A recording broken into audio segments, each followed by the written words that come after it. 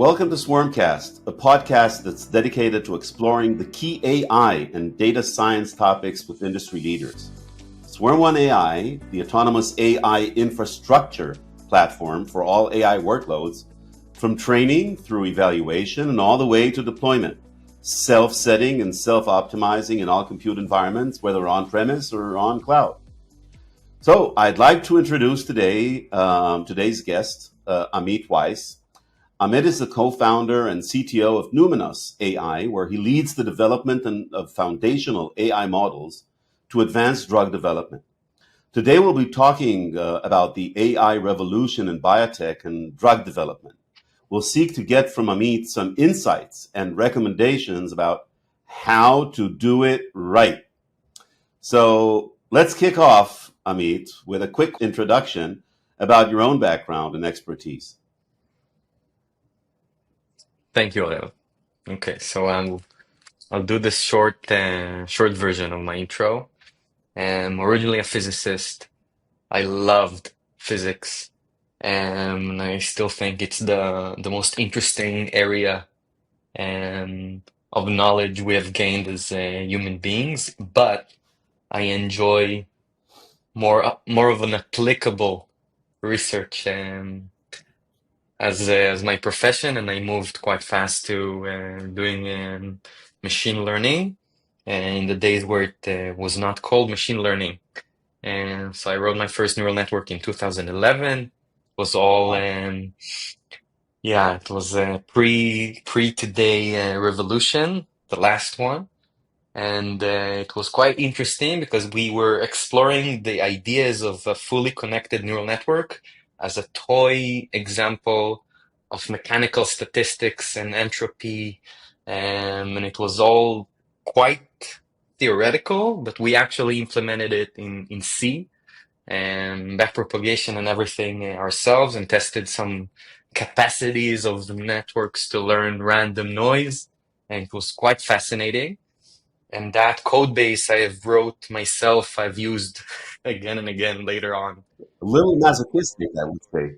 But again, I think the packages you had back then were also masochistic a bit. So I'm not blaming myself for holding on to that code base until I think PyTorch came out and Wow. yeah, Okay. yeah, and but it ran quite fast. I was running it all on CPUs, and I would wait a month for the results. Like I had a lot of patience back then. Being a physicist, a computational physicist, you develop some stamina and patience as well. I finished my master's degree in physics, and I did a bachelor in computer science in parallel, and that was a few years after I already wrote my first neural network, and then I moved officially to doing computer science and algorithms in deep learning. I established the data science team in the Air Force, the Israeli Air Force, and then I was asked to establish a machine learning group in the equivalent of the Israeli DARPA, Mafat. Fascinating time. It was kind of like having your own startup in 7 different areas, where I had the personnel and I had the funding to do whatever I wanted to solve hard problems. And what I found myself doing in most of my career was dealing with the case where you don't have a lot of labeled data, but you have tons of unlabeled data. And I found myself building foundation models for the defense needs long before it was called the foundation model. And so we called it base models that we first trained using self-supervised learning, and then we fine-tuned it for a given small cohort of labeled data. And we used that successfully and deployed numerous models in this framework of mind that are running today operationally and saving lives. Yeah, and so that this is my background coming out of the defense industry and starting a PhD in biology, and I was curious enough on how these ideas and methodologies I've developed can be utilized to help humanity in a broader sense. And after a little exploration of maybe doing a tech transfer with my PhD, I decided to look for something that is more on the industry side and fully. And then I found my amazing co-founder, Vitaly Fomin, who is a long veteran in the pharma industry, and that surprisingly just laid out the exact problems, data problems I was dealing with in the defense industry were very prevalent and hindering success in the pharma industry as well. And so we just copy paste the way I know how to solve these kind of problems and applied it into the pharma industry and started building our own foundation models for the type of data you can find on patients in clinical trials. And it was quite a fascinating journey and Yeah, let's get on excited to that share more. later as well. Yeah. What I really like about what you said about the ability to implement one set of models and one way of thinking into another, that you probably, it seems you brought from physics, the pervasiveness of how things work. Um, so here's a one materializing in front of our eyes. And what is your connection with SwarmOne? Which of course I know, but I'd love to hear it from you. And how did it help you, and how did it perform in your hands?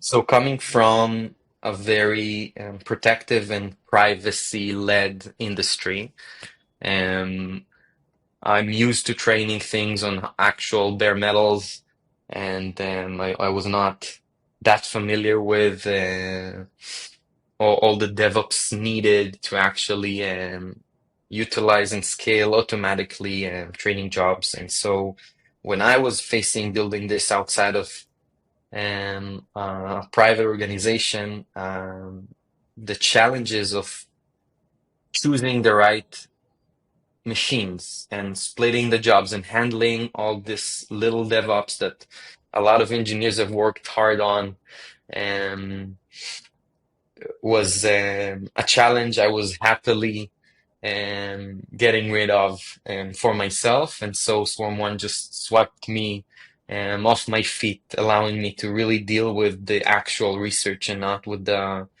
MLOps or engineering needed around it. And I think I managed to scale my research as a single researcher in a way that I could not have imagined It was without really SwarmOne. thousands of architectures that you managed to Yeah, that point we've alone. explored and tried on, and it's really it was an enabler for us. And we were very scrappy at the beginning. We bootstrapped the company for more than a year, wanting to reach actual validation from clients before exploding, making sure we explode on the right problem. And so it was really an enabler. And the things we've accomplished just ourselves, we actually got into a paying customer before raising our first money, thanks to the models we have trained on SwarmOne. So it was quite the achievement. Yeah, I recall it also gave us a lot of pride, that you went such a long way on your own and managed to accomplish such breathtaking achievements. So if we cycle back a little bit to your prior chat, what inspired your journey into biotech, especially? You said something very, very general, okay? But if you can be more granular about it and shed some more color about it. Well, it's hard to talk about it without talking about what drove me into a defense career and the baggage I have accumulated over the years and so it's very present in my way of thinking that I would want my work to touch as many people as possible and to make the world a better place. And it was very present in my day to day, in my years in the defense industry. and just waking up with this sense of mission and leading people with this sense of mission towards making the world a better place with our skill set, just felt amazing and kept me going in the hard times. And there were a lot of hard times.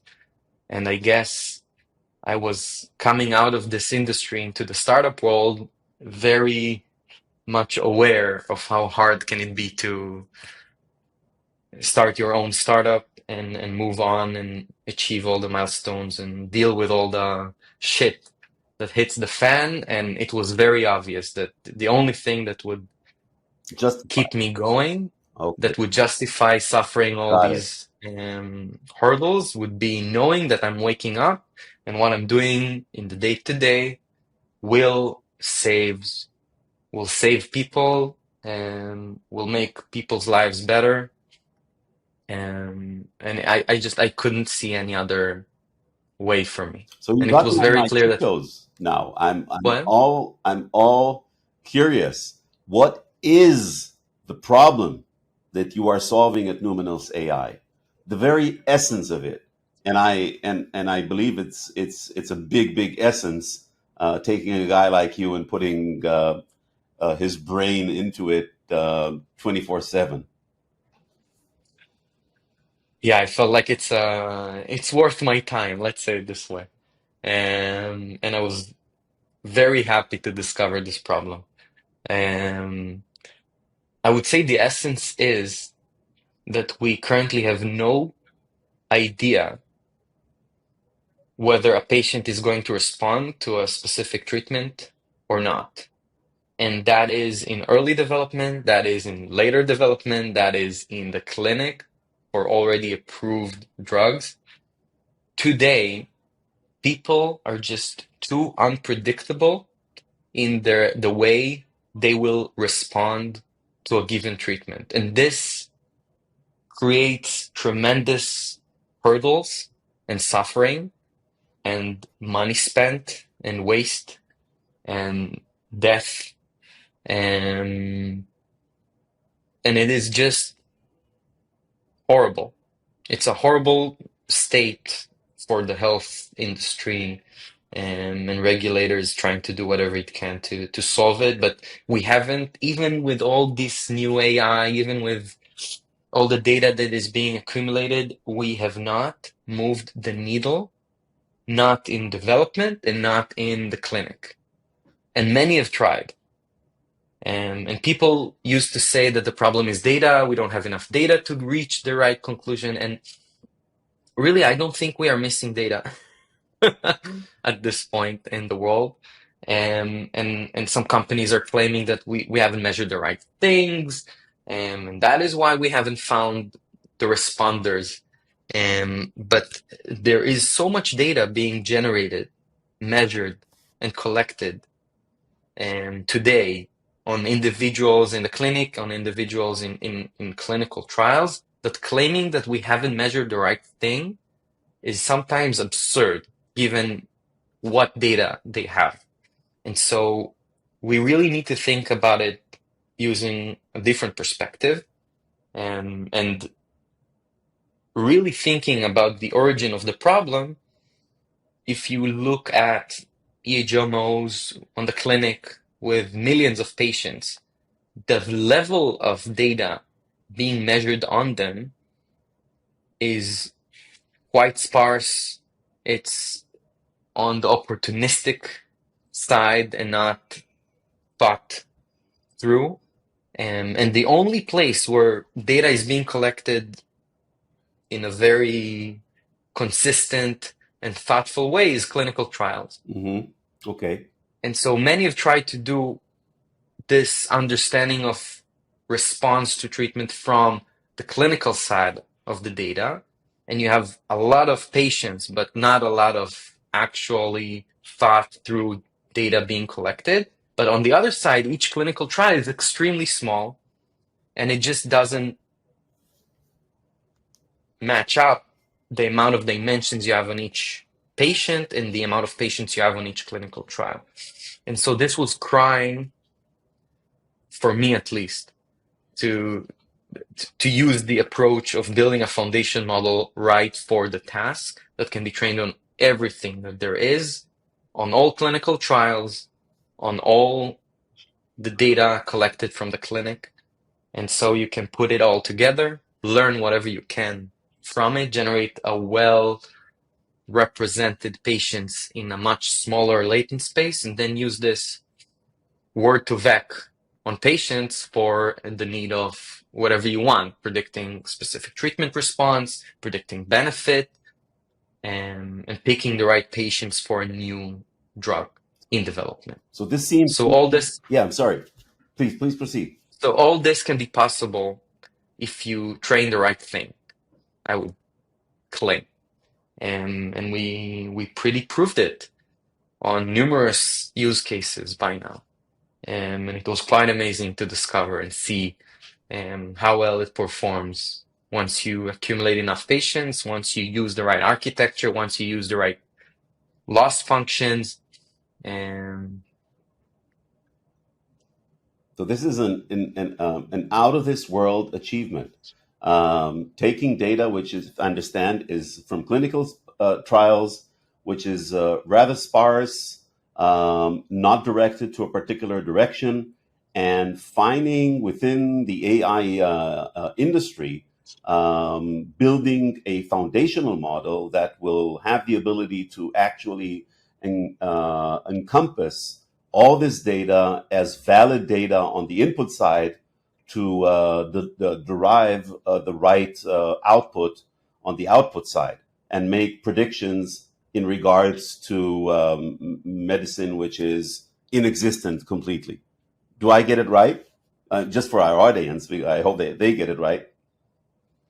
you got close. Okay. I would say that the hardest part is predicting, like in a drug in development, only 100 patients have received this new drug ever in the world because it's a new drug and they only recruited 100 patients receiving this new drug.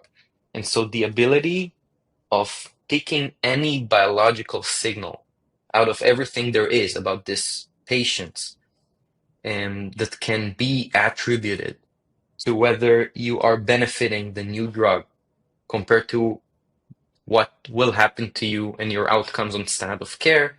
This is extremely hard, and it's an extremely challenging problem that can only be solved if you have a good foundation model that represents patients. And I think by this point, and I'm surprised it didn't came up until now, the foundation model we've built is not an LLM.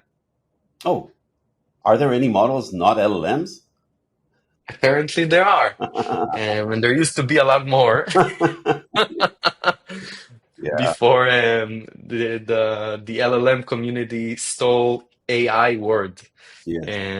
from us. But we've trained a completely different architecture that fits the type of data you have on a patient. And the data on each patient can be the EHR data, right? The file with all the records and blood tests and whatnot, and it can be genomic sequencing. And again, these are not text. They're not, it's not language, and large language models are not fit for this task, Mm-hmm. even though, LLMs have been built on biological data, including DNA and RNA and proteins. But again, I think the best analogy I have for it is that, for example, ESM made by Meta or AlphaFold that learns proteins, it can represent and well characterize a protein or a sequence of amino acids or a sequence of nucleotides that represent a gene or a specific biological function. And it can do it pretty well, even though the sequence can be tens of thousands of letters. But it is good for representing a protein Mm-hmm. or a gene. So it's like a gene to vec or Yeah. protein to vec. Right.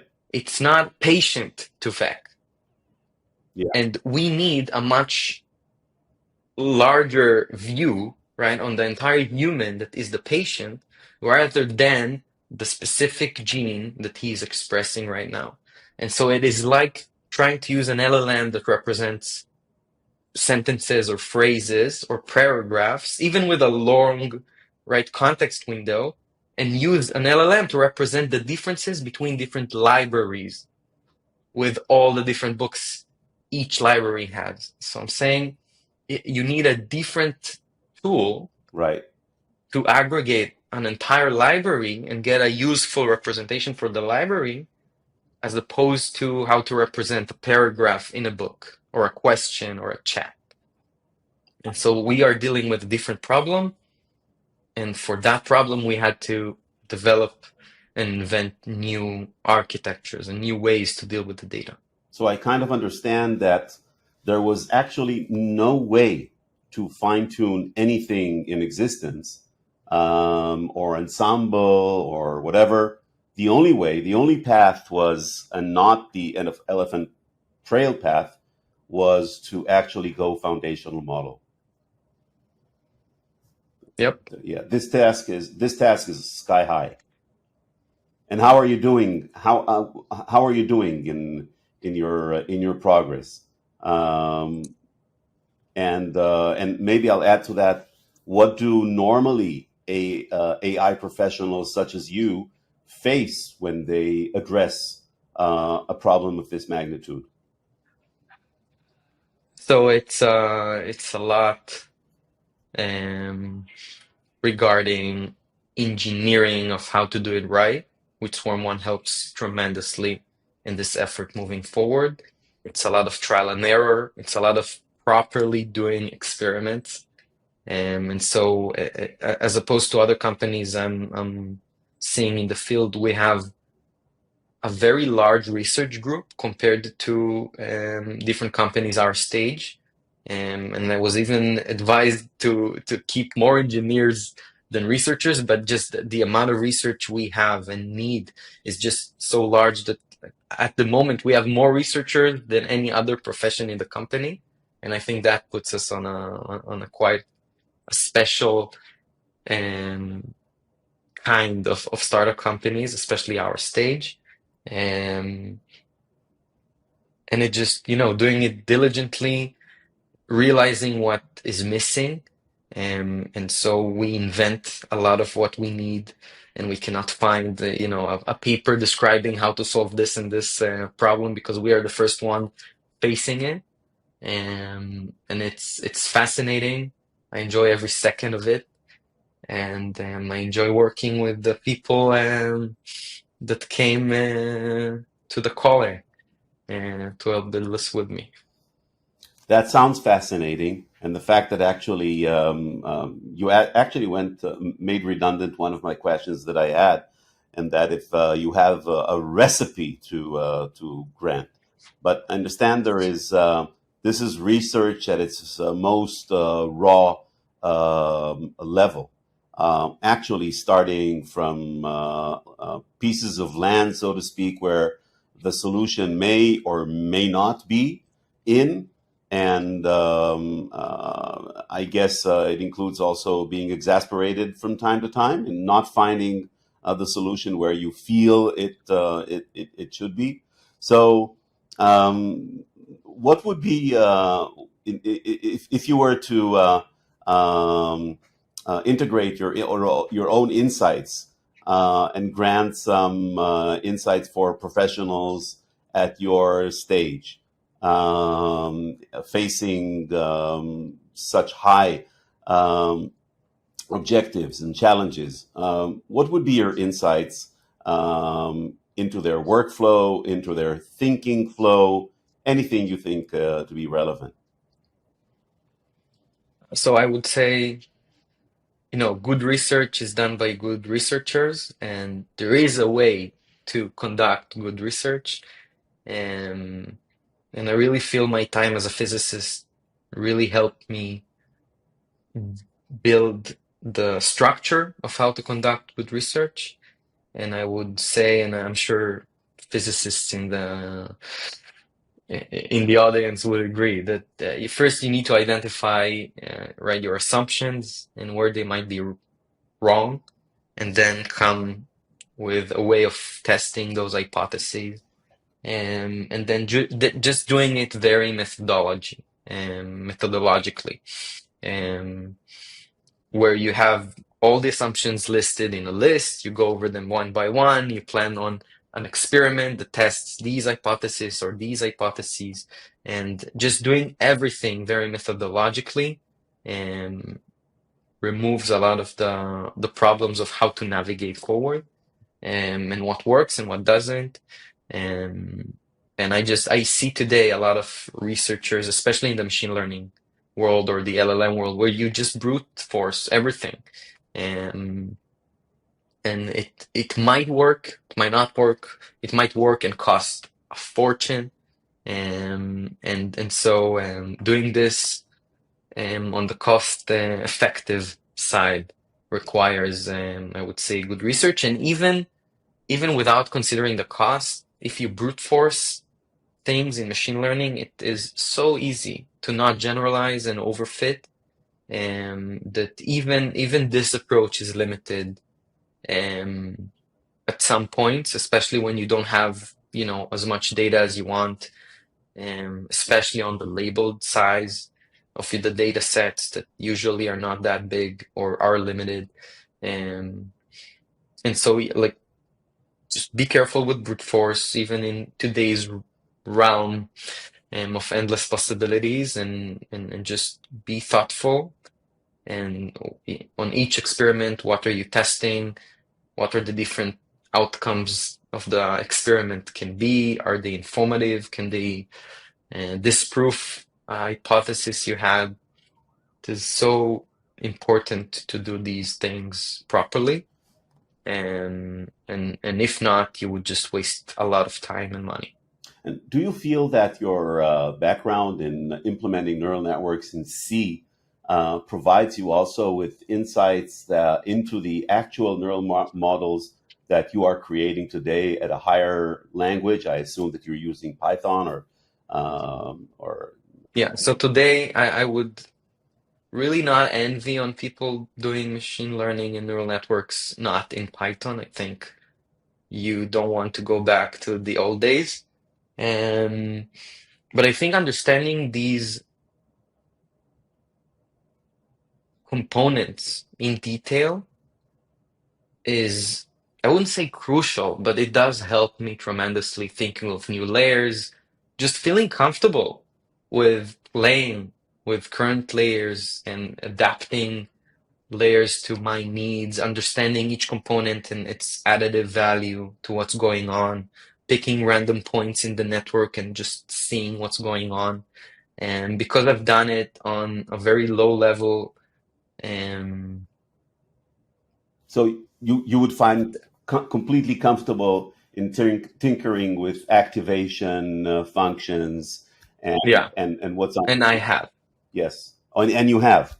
Yeah, you're actually echoing one of my own personal feelings is that everything has become so chunked when you're going all the way to PyTorch and the higher language, the higher languages and the frameworks that it almost puts a hurdle on the way for true innovation, so, insofar as it is associated with neural networks, because some things are okay, just there. These are the activation functions you have.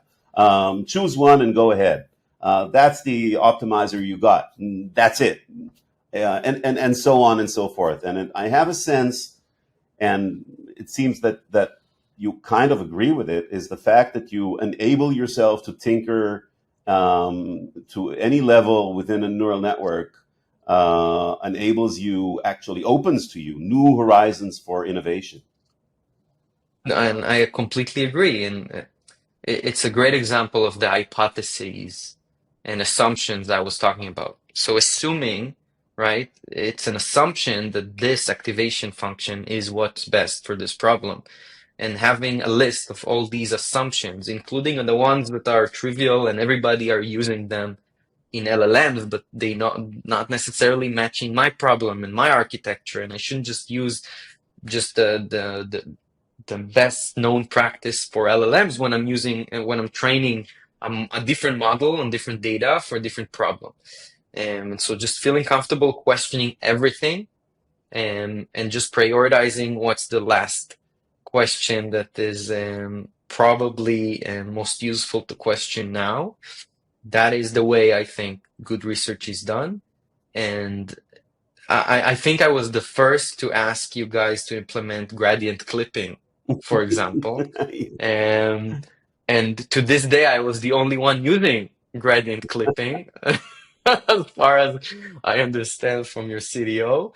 And it's just an example of things that I needed, and felt like I need, and they're not the standard in today's models you pick and download from Hugging Face.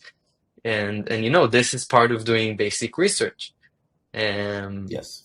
Yeah. And actually working with PyTorch Lightning is also some higher level um, implementation that sometimes prevent you from doing very meticulous stuff down below.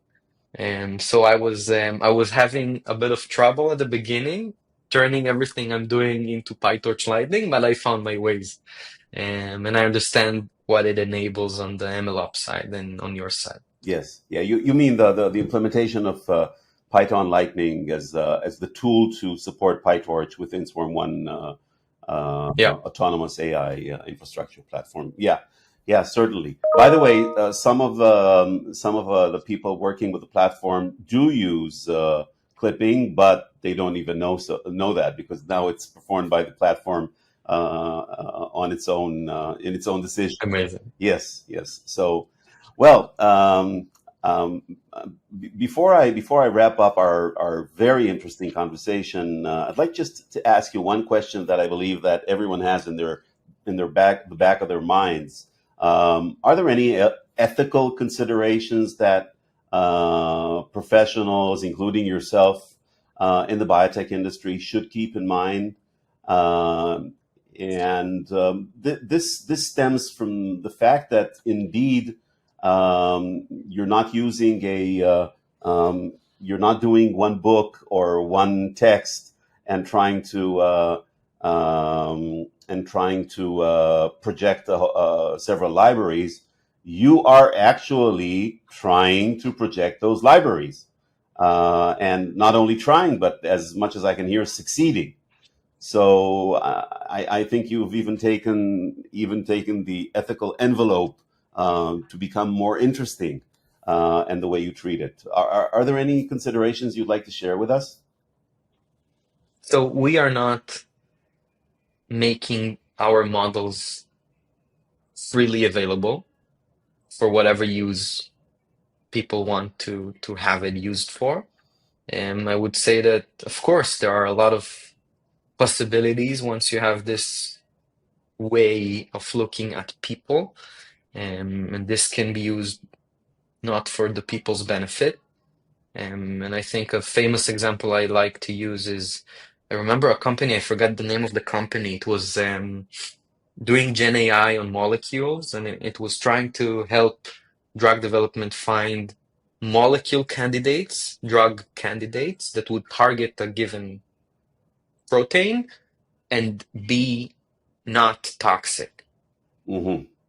So they had their way of generating more and more molecules, and they had a loss function, and that was adding to the context and pushing this Gen AI model to generate more and more non-toxic Yeah, candidates. I can see where this is going.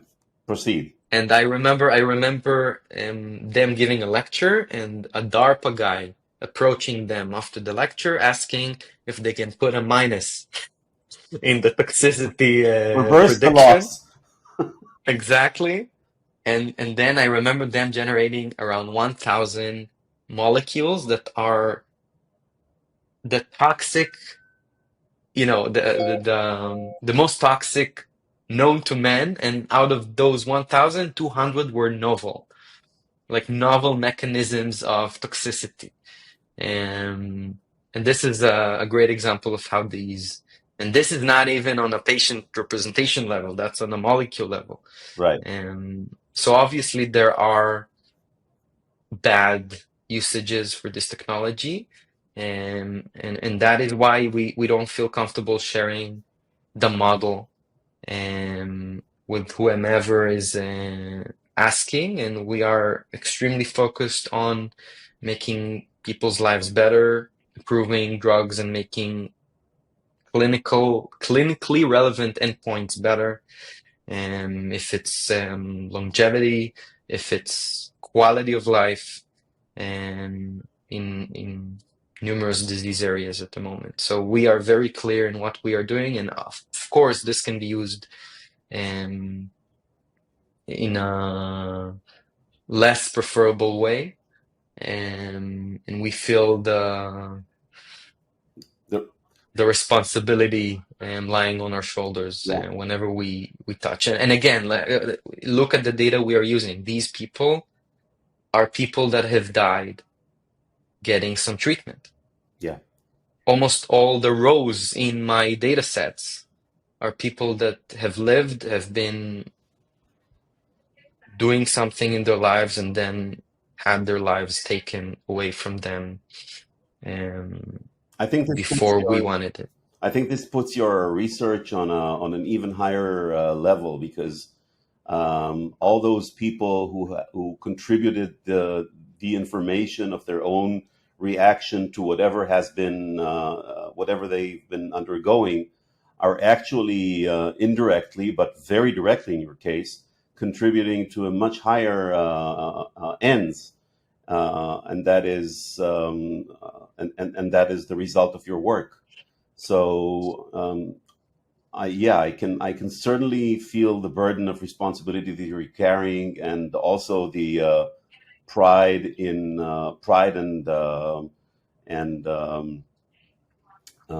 satisfaction in gaining the results that you are gaining. Um, I can thank you very much, Amit. I would like to I would love to share with our audience if you can recommend any resources or insights that have brought you to where you are. And I think that one particular issue is where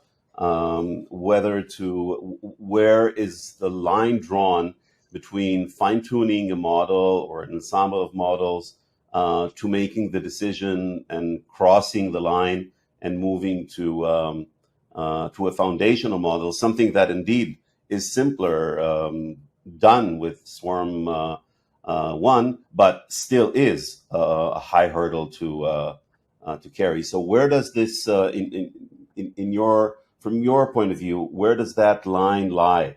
Yeah, where does that line lie? I guess if you can avoid training a foundation model from scratch for your task, I would highly recommend you to not.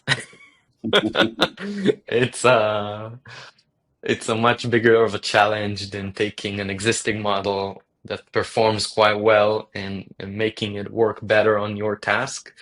But again, I guess the way I think about it is if you have a new type of data, you need a new type of a representation to use this data. And so I see a lot of work done pushing different data sets into becoming a sequence of tokens of language and trying to use that. I think 40% of the papers in NeurIPS that I've been at this year were 40% were, hey, look how cool this thing that we've achieved, taking a non-sequence, non-tokenized data and pushing it through an LLM. And it's fine. It can even be interesting sometimes, but I don't think this is what the industry and the research area needs right now. But, and that's a big but, because I'm not talking about academy and the research. Industry needs, a lot of them can be solved using existing models available for fine-tuning. And this has been the case in computer vision a long time ago, with amazing things done by YOLO, fine-tuned for different tasks. And I think we reached a point where NLP as an area of research reached the same level of ease of taking YOLO and fine-tuning it on detecting objects. And it is quite amazing. And this already solves tons of real world problems, okay? That don't require anymore inventing a new model for sentiment analysis or for understanding human needs. And so I think, the potential is vast, but it doesn't translate to all areas. And I'm sure, and again, I was working on this novel sensors for different tasks. And whenever you invent a new sensor, you need something that would digest that, and just taking an LLM and hoping to digest a new type of sensors, making less sense for me. Um, but this, again, there's tons of opportunities, especially today, for people without training foundation models from scratch. And I am happy that, some real world problems do need to train a foundation model from scratch. I enjoy it very much. And I'm really glad this aligns with, favoring humanity or helping humanity. So I'm having a blast. Yeah, I envy you. Actually, if I can draw a line with physics, what you're telling our audience is that wherever Newtonian physics is enough, use it. No need to go relativity. But in some cases, there's no other way. Yeah. Was that a good equivalent? Right to the point. Right to the point. Wonderful. Okay. Unless you're building satellites, don't go relativistic. Exactly. That won't be something you will enjoy or need. Yeah. So where can our audience follow your work? Any social media or blogs or any publications? So we just published our first publication in Numenos, Okay. and currently available in the archive, and that I can share in the links below the episode. But Wonderful. we will start having an active blog soon on our website. And until then, you can just keep being updated using our LinkedIn. And my co-founder is being very present in numerous conferences in the States and Europe. And I will start probably soon this year. Wonderful. Amit, I should thank you dearly for spending with us the time and the attention.